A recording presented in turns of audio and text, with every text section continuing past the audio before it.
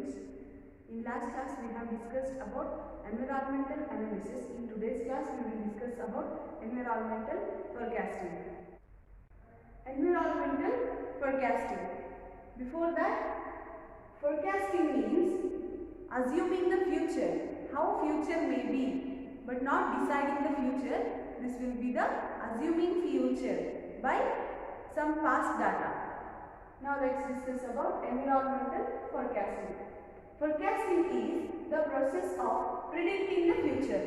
I already told assuming the future or predicting the future, whether it is predicting future demand, sales or production. Forecasting is an unavoidable task that is an internal part of most of all business activities.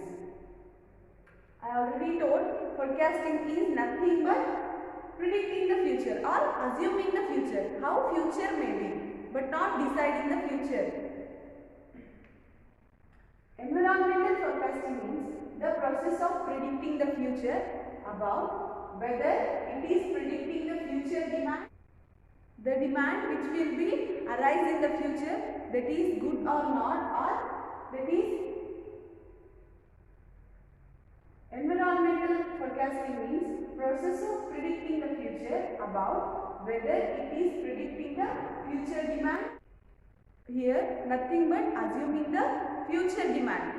How much demand will be arised for the particular organizational product, sales or production.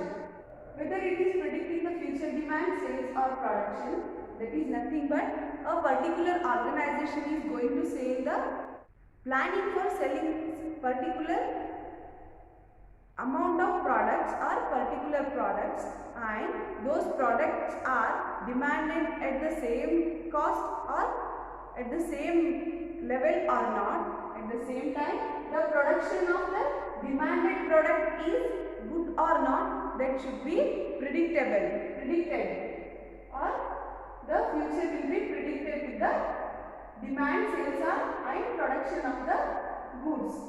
Forecasting is an unavoidable task, that is an internal part of most of all the business activities. Forecasting is unavoidable task, which the forecasting of future is unavoidable. It should be accepted, and the forecasting should be done in every business, that is internal part of most of all business activities. If we are planning for future or if we are forecasting something, means this is the internal part of activity, or this will be the work for only internal officers, not the external, because all planning and all forecasting will be done by the internal officers or internal, this will be done by the internal sources. This internal part, this will be the forecasting will be the internal part of the activities, or this will be the activity which is related to the internal activity, but this forecasting activity will be depends on the external sources of the organization. ಪರಿಸರ ಮುನ್ಸೂಚನೆಯ ಅರ್ಥ ಭವಿಷ್ಯವನ್ನು ನಿರ್ಣಯಿಸುವ ಪ್ರಕ್ರಿಯೆ ಆಗಿರುತ್ತದೆ. ಅಂದರೆ ಮುನ್ಸೂಚನೆ ಅಂತ ಅಂದರೆ ಭವಿಷ್ಯ ಹೇಗಿರಬಹುದು ಅನ್ನೋದನ್ನ ಯೋಚನೆ ಮಾಡ್ತಾ ಬರೋದು. ಅಂದರೆ ಅದು ಹೀಗೆ ಇರುತ್ತೆ ಅಂತ ಡೆಫಿನೆಟ್ ಆಗಿ ಹೇಳೋಕ್ಕಾಗಲ್ಲ, ಹಾಗಾಗಿ ಊಹಿಸ್ತಾ ಬರ್ತಾರೆ. ಭವಿಷ್ಯದ ಬೇಡಿಕೆ, ಮಾರಾಟ ಮತ್ತು ಉತ್ಪಾದನೆಯನ್ನು ಊಹಿಸುತ್ತದೆ. ಪರಿಸರ ಮುನ್ಸೂಚನೆಯಲ್ಲಿ ಭವಿಷ್ಯದಲ್ಲಿ ಎಷ್ಟು ಬೇಡಿಕೆ ಇರಬಹುದು, ಒಂದು ಸಂಸ್ಥೆಯಲ್ಲಿ ಉತ್ಪಾದನೆಯಾಗುವಂತಹ ವಸ್ತುಗಳಿಗೆ ಭವಿಷ್ಯದಲ್ಲಿ ಎಷ್ಟು ಬೇಡಿಕೆಯನ್ನು ಸೃಷ್ಟಿಯಾಗಿರಬಹುದು ಅನ್ನೋದನ್ನ ಊಹಿಸ್ತಾ ಹೋಗ್ತಾರೆ. ಅದರ ಜೊತೆ ಆ ಬೇಡಿಕೆಗಳಿಗೆ ಅವರು ಮಾರಾಟ ಮಾಡುವಂತಹ ವಸ್ತುಗಳು ಅಥವಾ ಅವರು ಮಾರಾಟ ಮಾಡುವಂತಹ ಪ್ರಾಡಕ್ಟ್ಸ್ಗಳು ಅವರ ಬೇಡಿಕೆಗೆ ತೃಪ್ತಿಯನ್ನು ನೀಡುತ್ತೋ ಇಲ್ಲೋ ಅನ್ನೋದನ್ನ ಇಲ್ಲಿ ಕ್ಯಾಲ್ಕುಲೇಟ್ ಮಾಡ್ತಾ ಹೋಗ್ತಾರೆ. ಮತ್ತೆ ಉತ್ಪಾದನೆಯನ್ನು ಊಹಿಸುತ್ತದೆ. ಅದಕ್ಕೆ ಬೇಕಾಗಿರ್ತಕ್ಕಂತಹ ಎಷ್ಟು ಬೇಡಿಕೆ ಇರುತ್ತೋ ಅಷ್ಟು ಮಾರಾಟಕ್ಕೆ ಬೇಕಾಗಿರುವಂತಹ ಉತ್ಪಾದನೆಯನ್ನು ಅನ್ನೋದನ್ನ ಊಹಿಸ್ತಾ ಹೋಗ್ತಾರೆ, ಮತ್ತೆ ಅದನ್ನ ಅವರು ಪ್ಲಾನ್ ಮಾಡ್ತಾ ಹೋಗ್ತಾರೆ. ಇದು ಪ್ರಮುಖವಾಗಿದ್ದು ತಪ್ಪಿಸಲಾಗದ ಕಾರ್ಯ. ಫೋರ್ಕಾಸ್ಟಿಂಗ್ ಅನ್ನ ಪ್ರತಿಯೊಂದು ಆರ್ಗನೈಸೇಷನ್ಗಳು ಮಾಡಲೇಬೇಕು. ಇಲ್ಲದೆ ಹೋದ್ರೆ ಅವರಿಗೆ ಟಾಸ್ಕ್ಗಳು ಅಥವಾ ರಿಸ್ಕ್ಗಳು ಹೆಚ್ಚಾಗ್ತಾ ಹೋಗ್ತವೆ. ಹಾಗಾಗಿ ಇದು ಒಂದು ತಪ್ಪಿಸುವಂತಹ ಸಾಧ್ಯತೆಗಳು ತುಂಬಾ ಕಡಿಮೆ ಇರುತ್ತೆ. ತಪ್ಪಿಸಿದ್ರೆ ಹೆಚ್ಚು ರಿಸ್ಕ್ಗಳು ಆ ಒಂದು ಆರ್ಗನೈಸೇಷನ್ಗೆ ಎದುರಾಗ್ತಾ ಹೋಗುತ್ತೆ. ಇದು ಎಲ್ಲಾ ವ್ಯವಹಾರದ ಆಂತರಿಕ ಭಾಗದ ಚಟುವಟಿಕೆಯಾಗಿದೆ. ಯಾವುದೇ ಒಂದು ಸಂಸ್ಥೆಯಲ್ಲಿ ಯೋಜನೆ ಮಾಡಬೇಕು ಅಂತ ಅಂದ್ರೂ ಅದು ಆಂತರಿಕ ಕಾರ್ಯವಾಗಿರುತ್ತೆ. ಮತ್ತೆ ಯಾವುದೇ ಒಂದು ಫೋರ್ಕಾಸ್ಟ್ ಮುನ್ಸೂಚನೆಯನ್ನ ತಿಳ್ಕೋಬೇಕು ಅಥವಾ ಮುನ್ಸೂಚನೆ ಪ್ಲಾನಿಂಗ್ ಯೋಜನೆಗಳನ್ನೆಲ್ಲ ಮಾಡಬೇಕು ಅಂತಂದ್ರೆ ಅದನ್ನೆಲ್ಲ ಅಡ್ಮಿನಿಸ್ಟ್ರೇಟಿವ್ ಆಫೀಸರ್ಸ್ಗಳೆಲ್ಲ ಮಾಡ್ತಾರೆ. ಮತ್ತೆ ಅವರೆಲ್ಲ ಆ ಒಂದು ಸಂಸ್ಥೆಯ ಇಂಟರ್ನಲ್ ಅಂದ್ರೆ ಆಂತರಿಕವಾದಂತಹ ಸ್ಟಾಫ್ ಆಗಿರ್ತಾರೆ. ಅಂದ್ರೆ ಆ ಒಂದು ಆಂತರಿಕ ಕೆಲಸಗಾರರು ಇರ್ತಾರೆ. ಬಾಹ್ಯ ಅಂದ್ರೆ ಹೊರಗಡೆ ಇರುವಂತಹ ಯಾವುದೇ ಒಬ್ಬ ಆಫೀಸರ್ಗಳು ಈ ಒಂದು ಪರ್ಟಿಕ್ಯುಲರ್ ಆದ ಸಂಸ್ಥೆಗಳಿಗೆ ಮುನ್ಸೂಚನೆಗಳನ್ನ ಯೋಜನೆ ಮಾಡೋಕೆ ಆಗಲ್ಲ. ಅದಕ್ಕಾಗಿ ಇದು ಫೋರ್ಕಾಸ್ಟಿಂಗ್ ಅನ್ನೋದು ಆಂತರಿಕ ಚಟುವಟಿಕೆ ಆಗಿರುತ್ತೆ. ಆದರೆ ಈ ಆಂತರಿಕ ಚಟುವಟಿಕೆಯನ್ನ ಬಾಹ್ಯ ಜಗತ್ತಿನಲ್ಲಿ ನಡೆಯುವಂತಹ ಎಲ್ಲಾ ಕಾರ್ಯಗಳನ್ನ ಅಥವಾ ಎಲ್ಲ ಚಟುವಟಿಕೆಗಳ ಮೇಲೆ ಈ ಒಂದು ಮುನ್ಸೂಚನೆ ಅಥವಾ ಎನ್ವಿರಾನ್ಮೆಂಟಲ್ ಫೋರ್ಕಾಸ್ಟಿಂಗ್ ಆಧಾರವಾಗಿರುತ್ತೆ. Characteristics of environmental forecasting. The environmental forecasting is concerned with future events. The environmental forecasting is nothing but predicting the future. So, the forecasting of environment will be all about the future events. How the future will be, whether the future demand, sales and production is satisfying the customers of the particular organization or not will be predicted or will be planned in the present timing, but about the future, not about the present places. This will be related with the future, so this will plan for the future event, not for the present events. Environmental forecasting is necessary for planning process. I already told you this is all about planning for the future. So this is nothing but this will help the planning process. This will forecast and this will analyze the future how it may be. So because of that this will help for the planning future. This will analyze the future how it may be, and because of that the planning process will be helpful by the environmental forecasting. Personal observation is also helpful. Personal observation also helps forecasting. If a person or if in case, for example, a manager or a worker of the particular organization is going to the market, and if he come to know the experience of others, then that will be helpful for the forecasting. Considers all the factors which are affected the organizational future. This will be an important character. This environmental forecasting considers all the factors which affect the organizational future. When the affected factors are known, then the planning process will be so easy. So, all factors which are dangerous or which will create some unnecessary problems, on that the forecasting will be concentrated, so that the organizational future or the planning process will be more helpful, and through that the plans will be more effective than the other. ಲಕ್ಷಣಗಳು.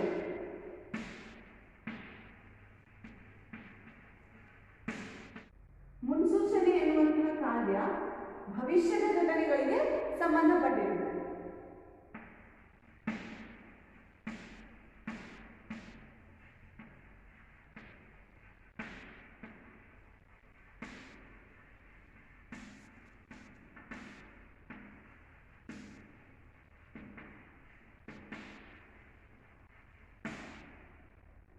ಎಲ್ಲ ಈ ಒಂದು process ಏನಿರುತ್ತೆ ಇದು ಘಟನೆ ಭವಿಷ್ಯದ ಘಟನೆಗಳಿಗೆ ಸಂಬಂಧಿಸಿರುತ್ತೆ.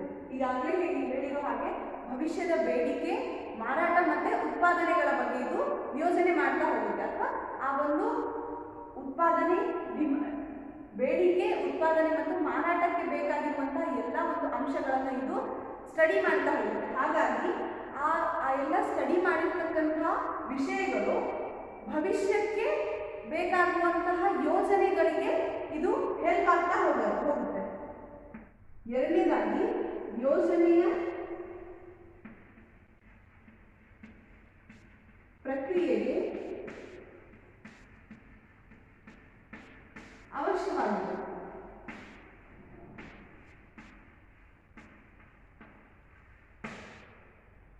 ಇವನ್ನು ಮುನ್ಸೂಚನೆಗಳನ್ನ ಇವರು ಹೇಗೆ ಸ್ಟಡಿ ಮಾಡ್ತಾ ಹೋಗ್ತಾರೆ, ಅದರಿಂದಾಗಿ ಯಾವೆಲ್ಲ ಘಟನೆಗಳು ಸಂಭವಿಸಬಹುದು ಅನ್ನೋದನ್ನ ಇವರು ತಿಳ್ಕೊಂಡ್ಬಿಟ್ಟು ಯಾವ ಥರ ಯೋಜನೆಯನ್ನ ಮಾಡಬೇಕು ಅನ್ನೋದನ್ನ ಇವರು ಡಿಸೈಡ್ ಮಾಡ್ತಾ ಹೋಗ್ತಾರೆ.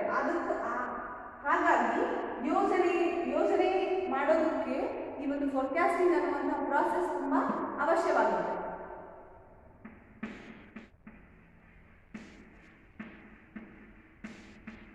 ವೈಯಕ್ತಿಕ ಅವಲೋಕನಗಳು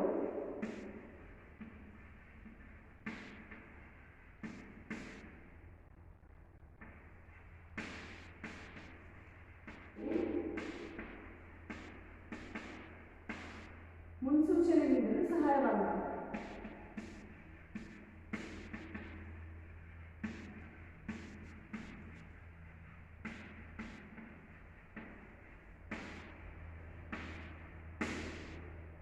ಈ ಒಂದು ಫೋರ್ಕಾಸ್ಟಿಂಗ್ ಅನ್ನೋ ಪ್ರಾಸೆಸ್ ವೈಯಕ್ತಿಕ ಅವಲೋಕನಗಳು ಅಂದರೆ ಒಂದು ಸಂಸ್ಥೆಯಲ್ಲಿ ಪ್ರತಿಯೊಬ್ಬರ ಒಪಿನಿಯನ್ಸ್ ಏನಿರುತ್ತೆ ಆ ಎಲ್ಲ ಒಪಿನಿಯನ್ಸ್ಗಳು ಸಂಸ್ಥೆಯ ಮುನ್ಸೂಚನೆಯನ್ನು ನೀಡಲು ಸಹಾಯ ಆಗುತ್ತೆ.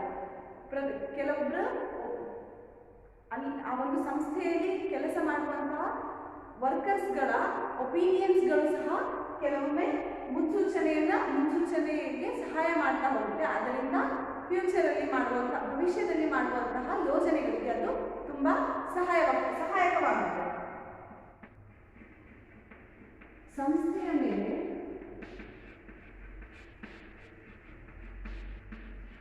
ಪ್ರಭಾವ ಬೀರುವಂತಹ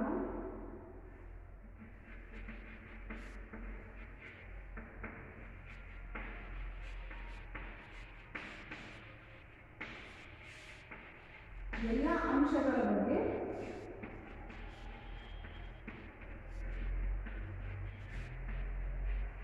ಎಲ್ಲ ಅಂಶಗಳನ್ನು ಅದು ಪರಿಗಣಿಸುತ್ತದೆ.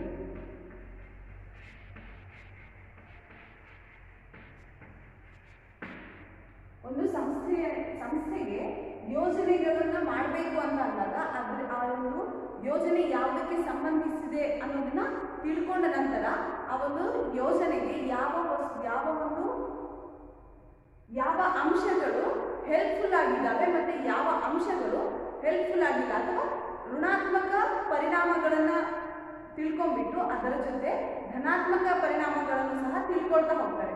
ಮತ್ತು ಫೋರ್ಕಾಸ್ಟಿಂಗ್ ಪ್ರಾಸೆಸ್ನಲ್ಲಿ ಧನಾತ್ಮಕ ಪರಿಣಾಮಗಳ ಬಗ್ಗೆ ತಿಳ್ಕೊಂಡ್ಬಿಟ್ಟು ಋಣಾತ್ಮಕ ಅಂಶಗಳನ್ನು ಯೋಚನೆ ಮಾಡಿ ಅದರ ಬಗ್ಗೆ ತಿಳ್ಕೊಂಡು ಅದರಿಂದ ಆಗುವಂತಹ ಸಮಸ್ಯೆಗಳ ಬಗ್ಗೆ ಇಲ್ಲಿ ಚರ್ಚೆ ಮಾಡ್ತಾ ಹೋಗಿ ಆ ಎಲ್ಲ ಸಮಸ್ಯೆಗಳಿಗೆ ಯಾವ ರೀತಿಯಾಗಿ ಪರಿಹಾರವನ್ನು ಪಡಿಬೇಕು ಅನ್ನೋದ್ರ ಬಗ್ಗೆ ಈ ಒಂದು ಫೋರ್ಕಾಸ್ಟಿಂಗ್ ಪ್ರಾಸೆಸ್ನಲ್ಲಿ ಅಧ್ಯಯನ ಮಾಡ್ತಾ ಹೋಗ್ತಾರೆ. ಅದು ಸಹ ಒಂದು ಲಕ್ಷಣ ಆಗಿದೆ. Let's discuss about process of environmental forecasting. In environmental forecasting, first of all, they will estimate. The environmental forecasting will be starts with estimation of future. I already told that the future, this will predict the future, how future may be. So that will be that. So because of that, the process of forecasting, the first step will be estimate the future, or it will predict the future, how the future may be, and it will assume the future by all past data or In the past, this will analyze the past events of the environment. By that, this will estimate the future. Collection of results. In the second step, they will collect the future of the past data, or this will collect the future. This will collect the result of the last year data. How the forecasting will be done, how the forecasting has been done.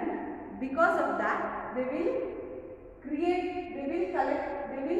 come to a decision how to plan for the future. Then this will compare the future.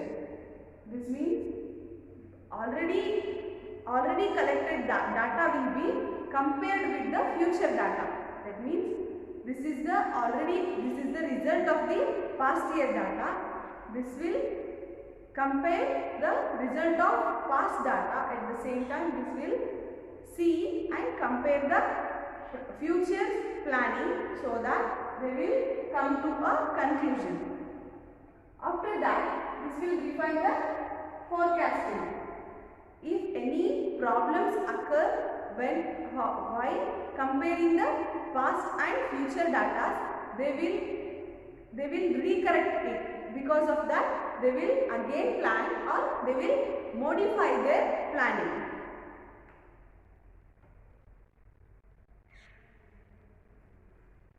Environment forecasting process ಪ್ರಕ್ರಿಯೆ ಬಂದ್ಬಿಟ್ಟು ಮೊದಲನೇದಾಗಿ ಅದು ಭವಿಷ್ಯವನ್ನು ಅಂದಾಜು ಮಾಡ್ತಾ ಹೋಗುತ್ತೆ. ಅಂದರೆ ಭವಿಷ್ಯದಲ್ಲಿ ಯಾವೆಲ್ಲ ಚೇಂಜಸ್ಗಳು ಆಗಬಹುದು ಅನ್ನೋದನ್ನ ಇದು ಫೋರ್ಕಾಸ್ಟಿಂಗ್ ಪ್ರಾಸೆಸ್ನಲ್ಲಿ ಅವರು ಪ್ಲಾನ್ ಮಾಡ್ತಾ ಅಂದರೆ ಊಹಿಸ್ತಾ ಹೋಗ್ತಾರೆ.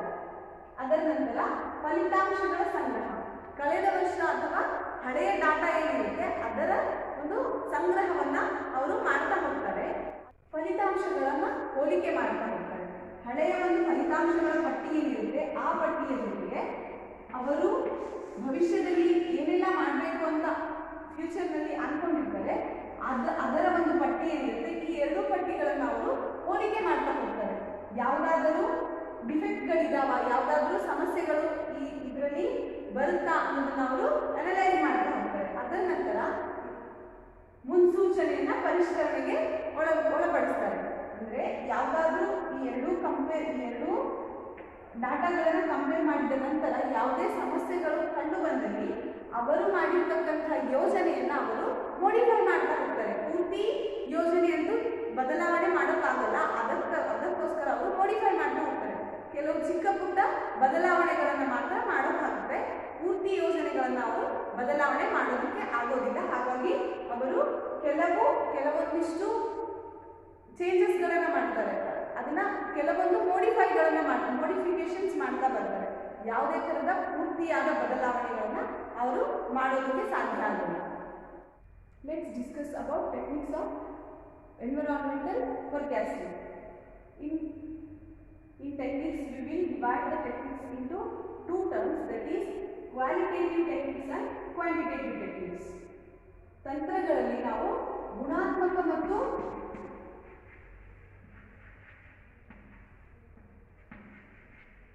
ಮತ್ತು ಪರಿಣಾಮಾತ್ಮಕ ಅಂತ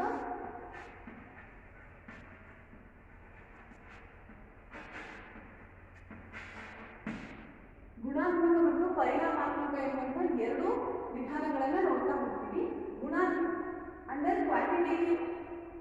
Under quantitative methods, we will get consumer survey method, Salesforce opinion method and Delphi method. ಗುಣಾತ್ಮಕ ವಿಧಾನಗಳಲ್ಲಿ ನಮಗೆ ಗ್ರಾಹಕರ ಸಮೀಕ್ಷೆ ವಿಧಾನ, ಮಾರಾಟದ ಬಲ ಅಭಿಪ್ರಾಯ ವಿಧಾನ ಮತ್ತೆ ಡೆಲ್ಫಿ ವಿಧಾನಗಳನ್ನು ನೋಡ್ತಾ ಹೋಗ್ತೀವಿ.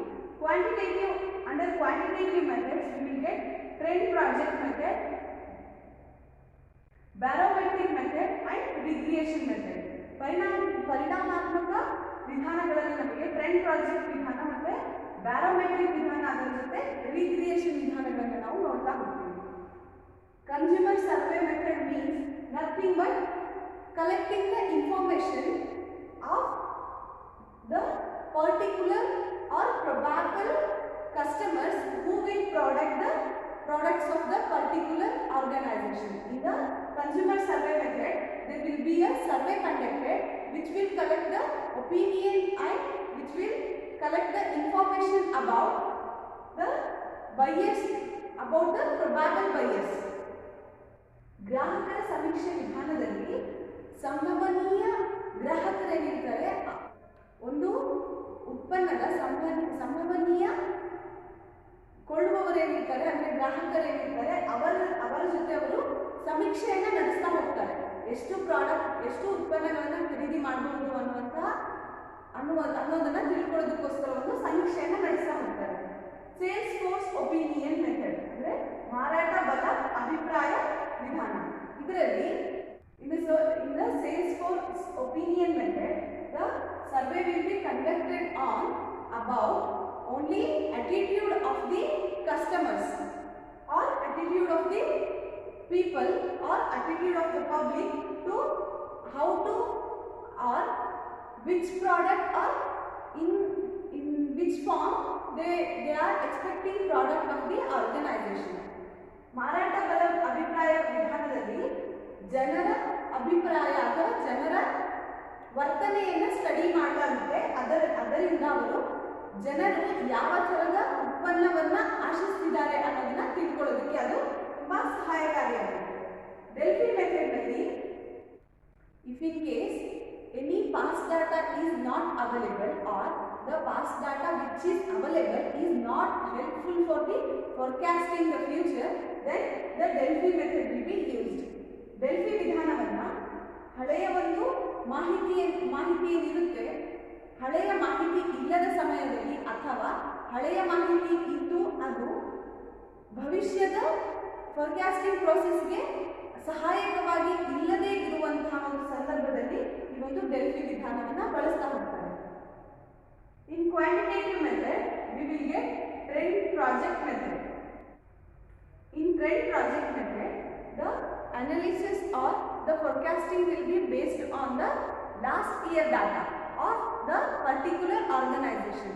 The organization is already commenced in past years or it is a old organization, then this will collect the old information about that organization, then this will forecast the future. Trend project ಮೆಥಡ್ನಲ್ಲಿ ಆ ಒಂದು ಸಂಸ್ಥೆಯ ಹಳೆಯ ಮಾಹಿತಿ ಏನಿರುತ್ತೆ ಅದನ್ನೆಲ್ಲ ಸಂಗ್ರಹ ಮಾಡಿಬಿಟ್ಟು ಅದರ ಮುಖಾಂತರ ಫೋರ್ಕಾಸ್ಟ್ ಮಾಡ್ತಾ ಹೋಗ್ತಾರೆ ಭವಿಷ್ಯವನ್ನು. Barometric method. In barometric method 2 or more years data will be collected. On that note, they will compare both the data and then they will come to conclusion. ಬ್ಯಾರೋಮೆಟ್ರಿಕ್ ವಿಧಾನದಲ್ಲಿ 2 ಅಥವಾ 2ಕ್ಕಿಂತ ಹೆಚ್ಚು ವರ್ಷದ ಮಾಹಿತಿಯನ್ನು ಸಂಗ್ರಹ ಮಾಡಿಬಿಟ್ಟು ಆ 2 ವರ್ಷದ ಮಾಹಿತಿಗಳನ್ನು ಹೋಲಿಕೆ ಮಾಡ್ತಾ ಬರ್ತಾರೆ. ಅದರಿಂದ ಅವರು ಫ್ಯೂಚರ್ನ ಯಾವ ಥರ ಪ್ಲಾನ್ ಮಾಡಬೇಕು ಅನ್ನೋದ್ರ ಬಗ್ಗೆ ಅವರು ಡಿಸೈಡ್ ಮಾಡ್ತಾ ಬರ್ತಾರೆ. ರಿಗ್ರೆಷನ್